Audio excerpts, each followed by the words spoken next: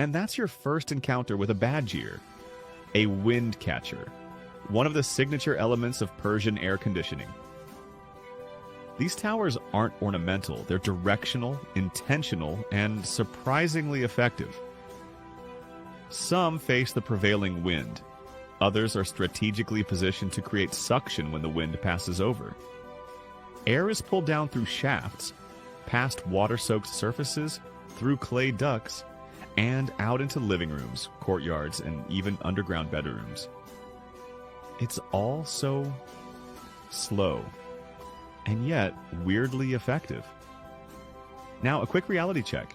If you're imagining some flawless system where every house is a magical oasis, pause that fantasy. These methods worked well, but not always.